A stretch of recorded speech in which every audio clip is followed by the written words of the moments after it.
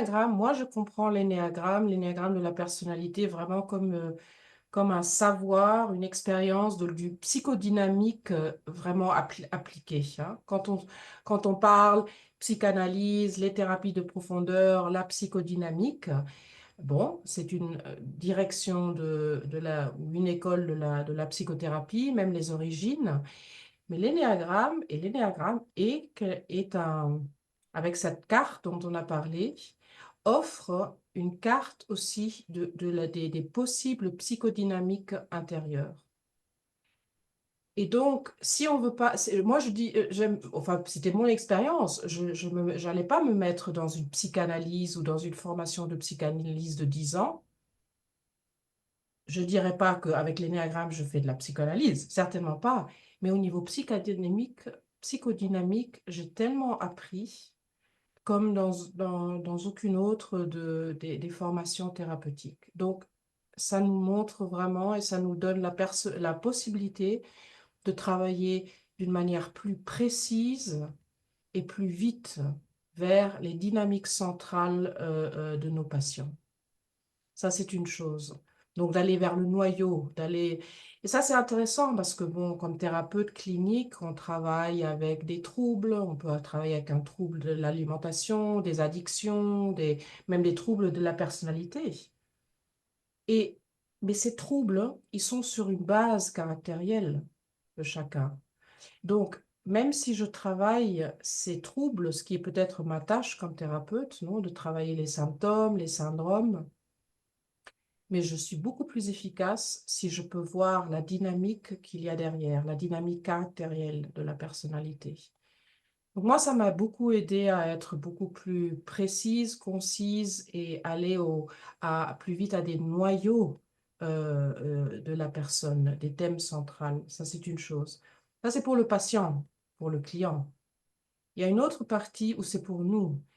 L'énéagramme de la personnalité m'a beaucoup aidé sur mes points aveugles, ce qui veut dire ce que nous avons tous comme thérapeutes, nous avons chacun notre personnalité, et notre personnalité, c'est normal, amène des points aveugles dans la relation. Et souvent, c'est très subtil, hein. On connaît ça, on travaille ça en supervision et tout ça.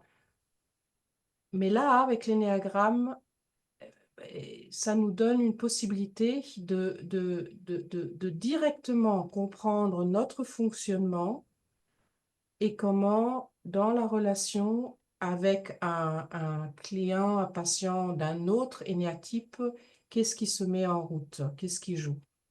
D'ailleurs, Claudio avait fait il y a quelques années, il était encore en vie, malheureusement, ça n'a jamais été publié jusqu'à maintenant, il avait démarré un projet avec nous, thérapeutes, où il a travaillé avec l'énéagramme sur le thème du contre-transfert, où il a voulu comprendre de plus en plus comment le contre-transfert, donc ça, ce que nous, comme thérapeutes, on met en place dans la relation, comment ça joue par rapport aux énéatypes. Et c'était un début très, très intéressant.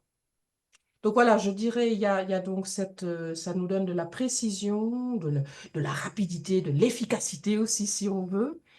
Ça nous donne une meilleure relation et ça nous aide à être nous-mêmes moins aveugles. Et peut-être, je ne sais pas, mais je dirais que par moments, on est moins stressé comme thérapeute parce on nage moins dans ce difficile que par moments peut être la relation aussi.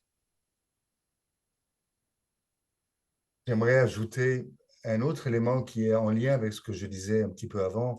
Le travail de l'énéagramme de la personnalité inscrit dans le cadre du SAT m'a amené, moi, en tant que personne, à développer ce que je pourrais appeler la présence.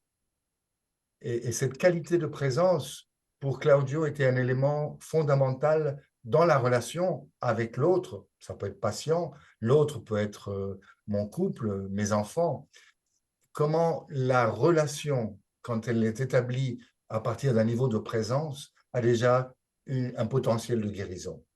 Le rôle de la présence comme étant contagieux et permettant déjà une relation qui permet un accouplement beaucoup plus profond, d'être à être.